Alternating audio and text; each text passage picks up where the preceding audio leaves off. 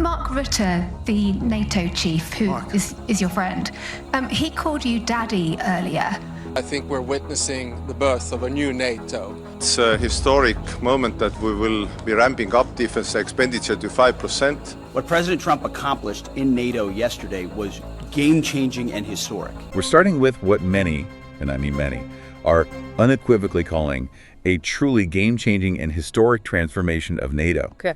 Now, for decades, this whole discussion around NATO funding, the concept of burden sharing, it's been this persistent theme, often pretty contentious, actually. Oh, yeah. It felt like it was always there, this underlying friction. It really did. It felt like a perpetual debate, didn't it? With some nations consistently lagging behind their agreed-upon commitments. And that led to this long-standing point of friction, particularly, let's be honest, with the United States. You're absolutely right. It often felt like a broken record, just the same arguments over and over. Exactly. But what we're witnessing now, according to the very sources we've been digging into, it marks a profound shift, maybe even revolutionary. So what's different? Well, NATO, that bedrock of Western defense for over 70 years. Yeah. It appears to be entering an entirely new phase. And this isn't just about incremental budget adjustments or minor increases. Yeah. No. It's characterized by significantly increased financial commitments from its member nations. We're talking levels that just a few years ago, honestly, would have been dismissed as completely unimaginable by many experts. Wow. So it's more than just money. It's far more than just shuffling numbers on a balance sheet. It feels like a profound philosophical shift in collective security responsibility. A true rebalancing of the load, if you will. Okay, a rebalancing. Where every member is now expected to pull their weight, and frankly, then some. It genuinely sounds like it is. And, to fully grasp the atmosphere surrounding this monumental shift, we probably need to touch on that moment. It seemed lighthearted on the surface, but maybe it really encapsulates this new dynamic.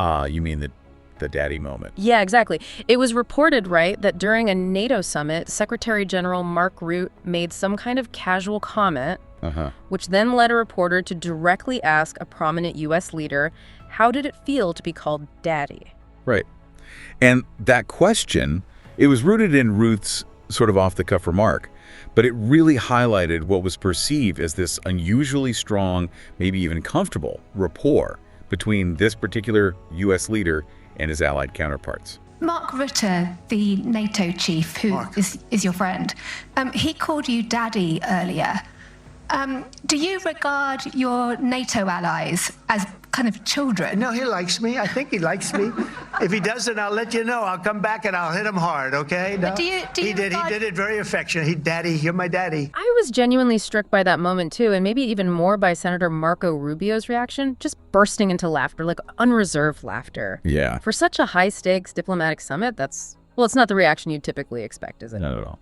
But beyond just the immediate humor, what did that specific laughter, that unreserved reaction, what did it really signal? Was it just a fleeting moment of, fun? Or did it betray something deeper, a different kind of comfort level maybe? Yeah. A rapport emerging among these leaders that just wasn't visible before? I think it's the latter. It suggests a certain directness, doesn't it? It absolutely does. That seemingly informal exchange, and Rubio's unreserved reaction, it reflects a perceived, and I would argue, a very real shift in the atmosphere. The atmosphere surrounding these high-level international diplomatic interactions. It points towards a more confident, definitely more direct, and frankly, a more comfortable rapport among the key figures. It signals that discussions, even on the most serious, weighty topics, can happen with a level of candidness, maybe even bluntness, that perhaps wasn't there before. And the implications of that. Well, think about it. What do moments like that, these informal interactions, what do they signal about the underlying power dynamics, the relationships within the alliance? Right. It suggests strong, confident American leadership, a leadership that isn't afraid to be direct, and whose counterparts aren't just receptive to that directness, but actually seem to appreciate the candidness. So less stuffy formality, more getting things done. Precisely.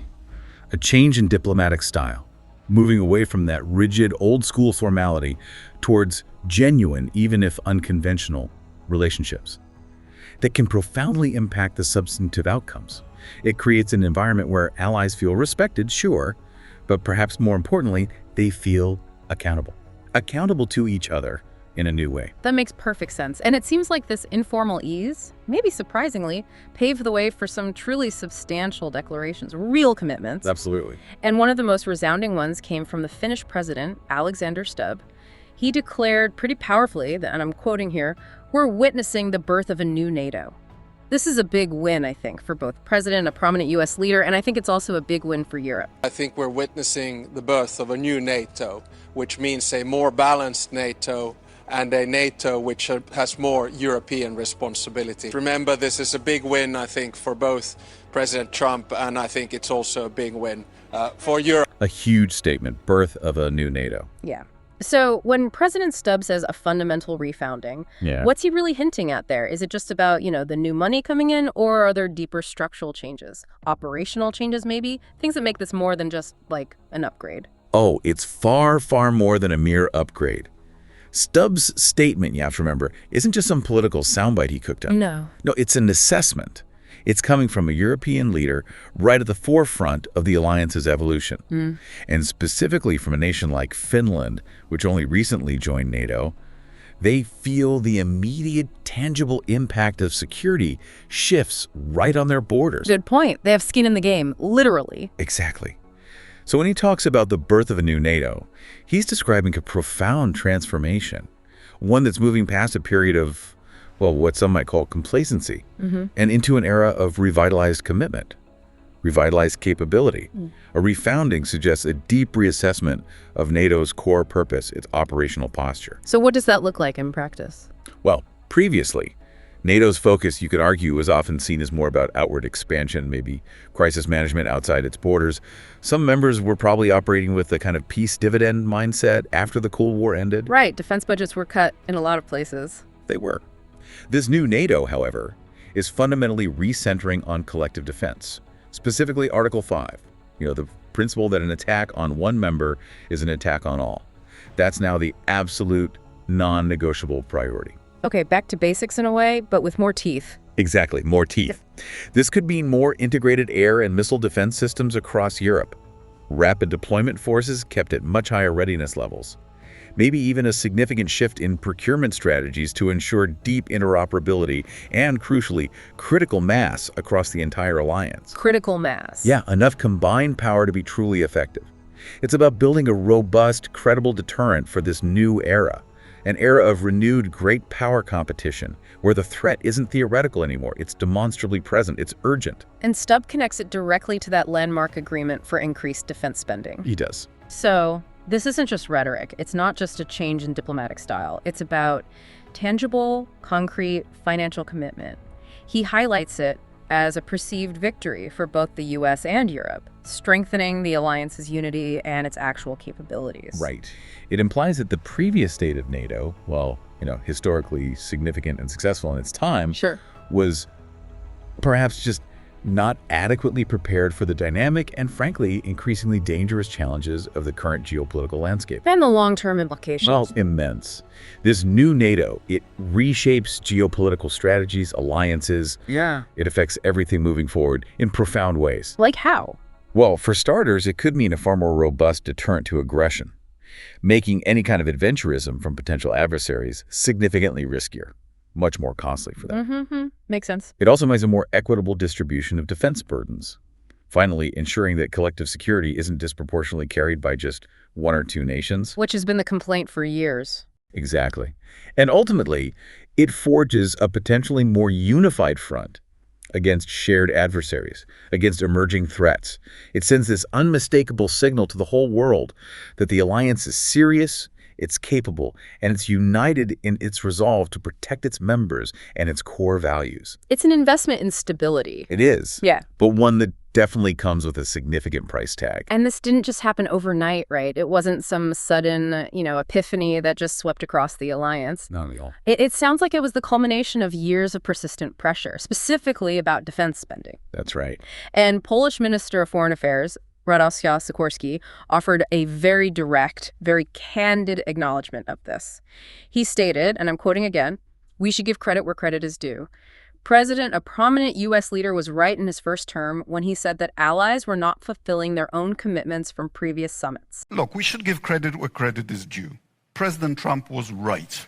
in his first term when he said that allies were not fulfilling their own commitments from previous summits. We have since then doubled, as non-US NATO allies, our spending. That is a powerful admission, especially coming from such a high-ranking European official. It really is. That statement from Sikorski, it isn't just praise, It's a candid admission of past shortcomings within the alliance itself. Right. And it's a clear validation of those previous, sometimes unpopular, criticisms about defense spending. For a top European official to say that so directly, it underscores the persistent pressure that was applied, that real push and pull within the alliance. And crucially, it shows that this pressure ultimately led to this historic agreement. It clearly signals a new era, an era of accountability, of realism within NATO, where words are finally being matched with significant financial commitments. And just to give this some essential context for our listeners, because it's important, we need to remember the history here. Yeah. Those defense spending targets. Yeah, the 2% goal. Exactly. NATO defense ministers agreed way back at the Wales Summit in 2014.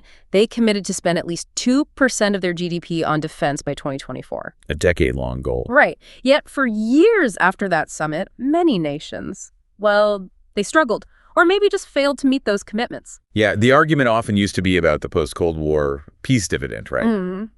Divert resources to social programs or their domestic priorities. But as global instability ramped up, especially with conflicts in Eastern Europe, rising tensions elsewhere, those 2% targets became increasingly critical, not just aspirational goals anymore. Absolutely. So Sikorski's remarks really highlight that past complacency was finally and definitively addressed. And it sounds like largely due to a consistent push for members to meet their agreed-upon obligations and now even exceed them. Way beyond them. Which brings us to what might be the most extraordinary part of this, the truly unprecedented commitment from the alliance. It signals a dramatic shift in strategic thinking. Okay, what's that? Well, Estonian Prime Minister President Michal made this unequivocal statement. It's a historic moment that we will be ramping up defense expenditure to 5%. I strongly, and Estonia strongly supports it. It sent ripples across the defense community. It's a historic moment that we will be ramping up defense expenditure to 5%. I strongly, and Estonia strongly, support it. 5%. And this was followed by Polish President Duda's equally strong assertion, emphasizing the catalyst for this monumental change.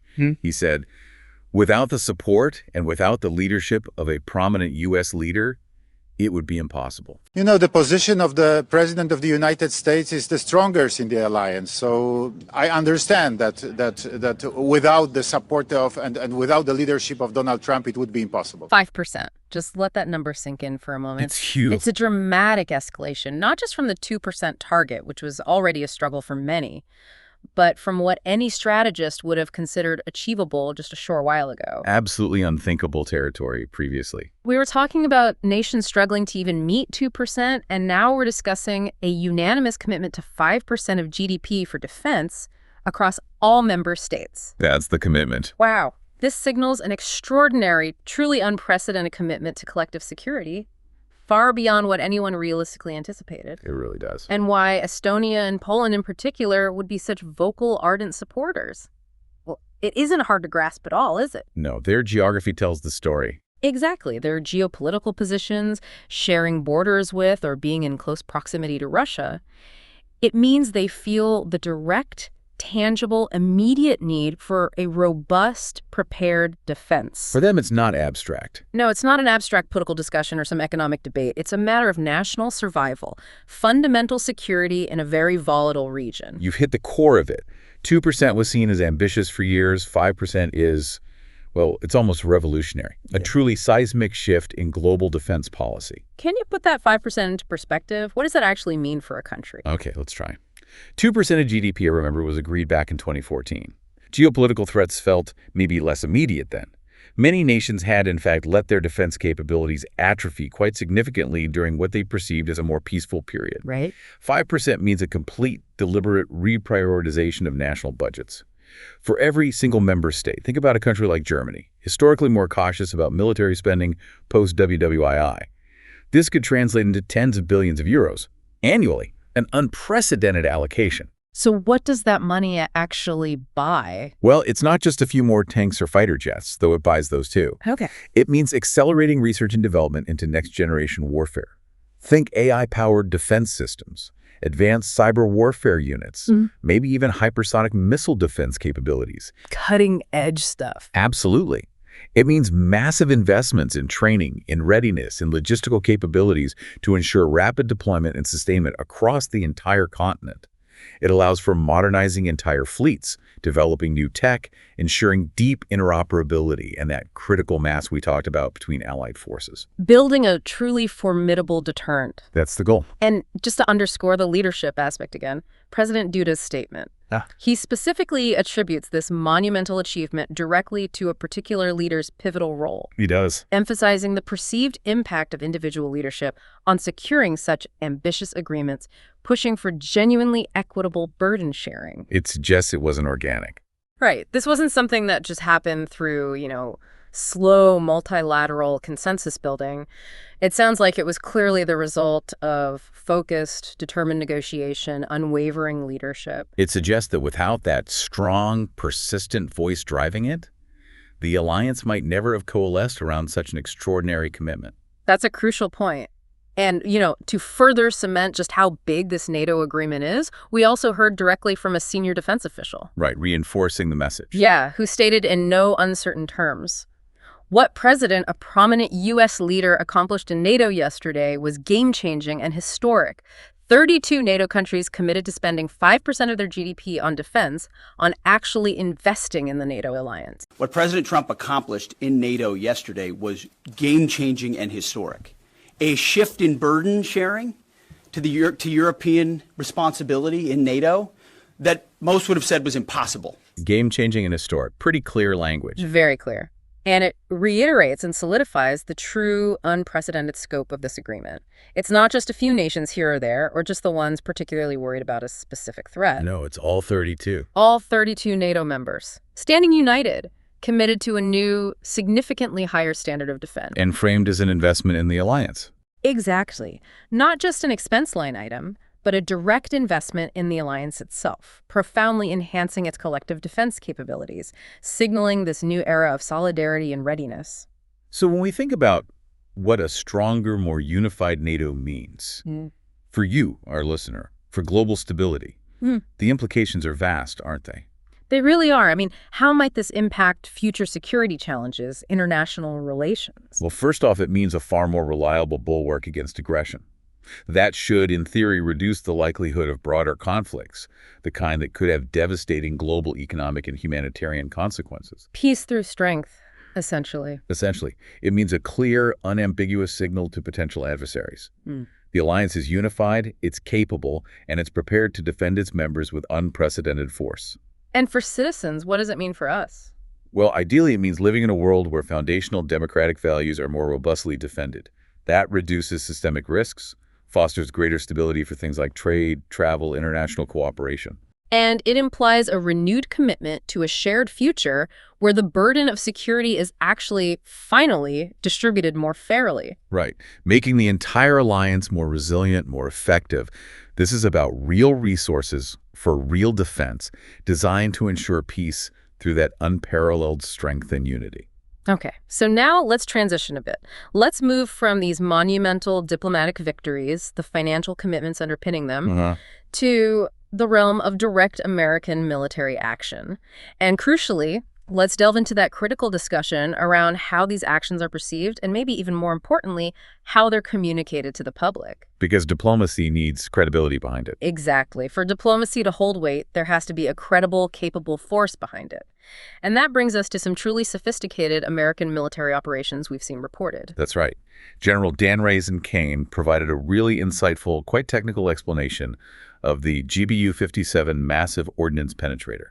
The MOPs in action. MOPs? He explained, and this is fascinating, unlike a normal surface bomb, you won't see an impact crater because they're designed to deeply bury and then function.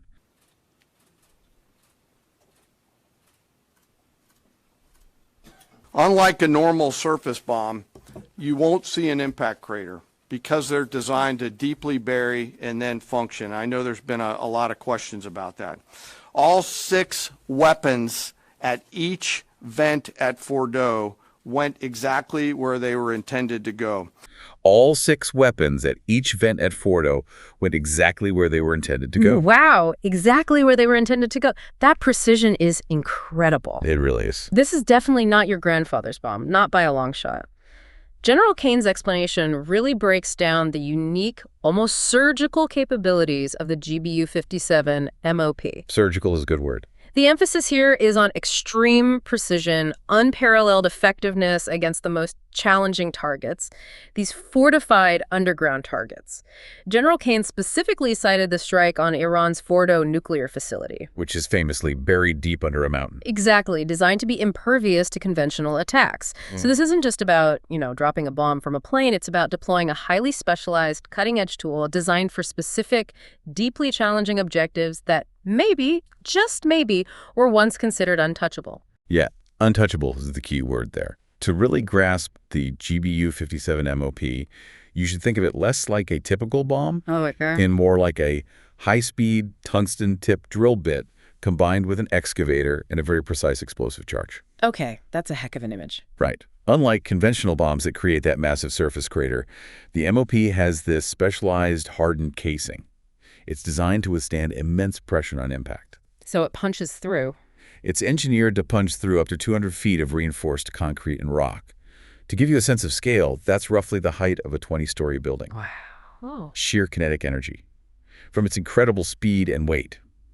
Then it uses a sophisticated delayed fuse system that ensures it detonates after it has buried itself deep inside the target. So it collapses it from within. Exactly. This internal destruction is what makes it uniquely effective against facilities like Fordow, which are literally built into mountainsides to be impervious to surface attacks. That level of precision is staggering. It means that in a critical operation, the weapon doesn't just hit a target, it hits the exact point it was designed to destroy, neutralizing these hardened facilities with incredible accuracy. It really is a testament to American engineering military prowess. Absolutely. Ensuring that when decisive action is needed, it can be taken with that surgical precision, minimizing broader impact while maximizing the desired effect on a specific critical target. And the strategic implications of having that kind of precision weaponry, especially when targeting sensitive facilities like nuclear sites or deeply buried command centers, they're profound, aren't they? Oh, completely. It fundamentally changes the deterrence equation. Oh, so? This capability demonstrates an ability to hold even the most protected, seemingly impervious assets at risk. It offers a non-nuclear option for neutralizing severe threats. A conventional option for what might have previously required something much bigger. Precisely. And that sends an incredibly clear, unmistakable message, without necessarily resorting to broader conflict. What kind of strategic message does that send to potential adversaries? How does it alter the calculus for nations maybe thinking about nuclear proliferation or covert programs, knowing this kind of precision is possible? It must change the game entirely. It does. Historically, nations might bury sensitive facilities deep underground, believing, okay, only a nuke could get this. Right. The GBU-57 MOP shatters that assumption. It tells adversaries, even your most fortified, deeply buried assets are no longer immune to conventional precision strikes. That dramatically alters their risk assessment. Absolutely. For nations maybe considering a nuclear proliferation, it means their covert programs, no matter how deeply hidden, are now significantly more vulnerable. It provides a credible conventional deterrent against proliferation. And enables a decisive response without escalating to nuclear options. Which is a massive strategic advantage. It reduces the perceived safety of developing such programs in secret, and potentially makes them think twice before proceeding down that path. Okay. And this brings us to a really crucial point about how these very real military actions and the brave men and women who execute them, how they are sometimes portrayed, or maybe misportrayed. The media angle? Right, by segments of the media. Secretary of Defense Hegseth, he didn't pull any punches, did he? He directly confronted what he called the fake news over their obsession with demographics. He was very direct. He stated emphatically, I'm very proud of that female pilot, just like I'm very proud of those male pilots, and I don't care if it's a male or female in that cockpit, and the American people don't care. It's the obsession with race and gender. We don't do that anymore. We don't play your little games. That's a powerful, direct message. So when I say something like our boys and bombers, see, this is the kind of thing the press does, right? but it's the obsession with race and gender in this department that's changed priorities. We don't do that anymore. We don't play your little games. And the core of it is undeniably clear, isn't it? Yeah, merit over everything else. Merit-based approach is paramount in the military. The singular overriding focus has to be on capability and performance, not on identity politics. And it wasn't just an off-the-cuff remark, was it? No, it felt like a direct pushback. A pushback against what he clearly perceived as a divisive media narrative. Yeah. One that tries to distract from the military's true mission, its fundamental values. What kind of narrative is he likely referring to? Well, he's likely talking about a broader trend, often seen in specific segments of the media. Right. Where the focus shifts away from military readiness, operational success. And onto what? Onto internal social metrics. For instance, after a highly successful, complex mission, instead of celebrating the precision strike or the skill and bravery of the pilots involved, a line of questioning might center on, well, what percentage of the pilots were female? Or what was the racial makeup of the strike team? Right, focusing on demographics instead of the mission outcome. Exactly. Hegseth's point is that for the military, the singular overriding metric is competence. Can you execute the mission? Can you fly the plane, hit the target, protect your comrades, race, gender, background?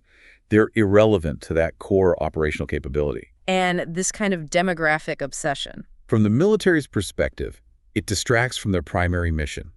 It can even be seen as divisive, undermining the unity that's absolutely crucial for an effective fighting force. And that line, we don't do that anymore, we don't play your little games. That's a direct, forceful rebuke. A rebuke of attempts to inject social agendas into the armed forces. He's asserting that the military's focus remains squarely on defense, on national security, not on pandering to external narratives. It really sounds like a fundamental challenge to the way some parts of the media frame military success, even the composition of the armed forces themselves. It is. And this stance, it connects directly to a broader, even more scathing critique of media coverage that he offered. Yeah, what else did he say? Secretary Hegseth elaborated further, stating, there are so many aspects of what our brave men and women did that because of the hatred of this press corps are undermined because your people are trying to leak and spin. This was a historically successful attack, and we should celebrate it as Americans. Wow. Hatred of this press corps. That's strong language. Very strong. And this statement specifically referenced criticism and leaks regarding a recent U.S. military operation, likely that precision strike on Fordow we were just discussing. So he's expressing a profound frustration. Yeah, with what he sees as a persistent pattern. There are so many aspects of what our brave men and women did that because of the hatred of this press corps are undermined because your people are trying to leak and spin that it wasn't successful. It's irresponsible.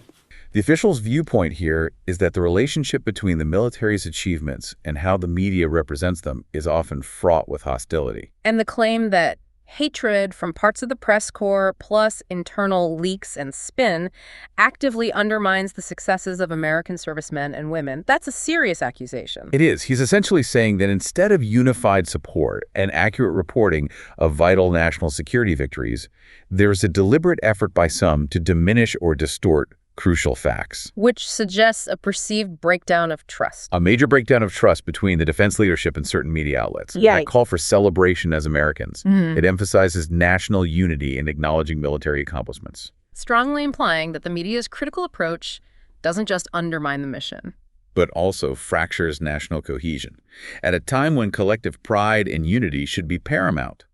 It really challenges us, doesn't it? Challenges us to consider whether certain media approaches truly serve the national interest or if they instead create divisions and undermine vital successes. Absolutely. And this raises crucial questions for all of us, doesn't it? About transparency, about information dissemination, the multifaceted role of the press in reporting on sensitive national security matters. It really does. It makes you wonder about that balance. The public's right to know versus safeguarding national security.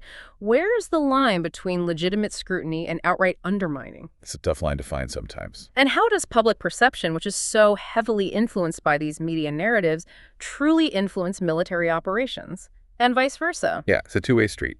When successful missions, often the result of immense bravery, incredible skill, real sacrifice, when they're framed through a lens of criticism or internal leaks, that has to impact morale within the ranks, right? It certainly can. And it can erode public trust maybe in both the military and the media. It could even potentially influence the strategic calculations of our adversaries if they see us divided. It's a vital discussion for a healthy democracy, and clearly one that resonates very deeply within our current defense leadership. Okay, so we've taken a truly comprehensive deep dive today. We've covered some exceptionally significant global developments, some key defense perspectives. We really have. We started by exploring that monumental, really game-changing transformation happening within NATO, highlighting those unprecedented financial commitments, the 5% goal. Yeah, and that palpable shift in collective security responsibility among all 72 member nations. We saw how strong leadership seems to have fostered an atmosphere of directness, of accountability, leading to what many are calling a new NATO. One that's more unified, more capable, and far more serious about its collective defense than maybe ever before. And then we pivoted. We looked at the cutting edge of American military action, examining the surgical precision of advanced weapons like the GBU-57 MOPs. And their strategic implications against those previously untouchable, hardened targets. And finally, we delved into that crucial, sometimes contentious discussion around defending the military narrative. Hearing directly from a senior defense official about the absolute importance of a merit-based force. Right. And the challenges posed by what's perceived as a divisive media landscape.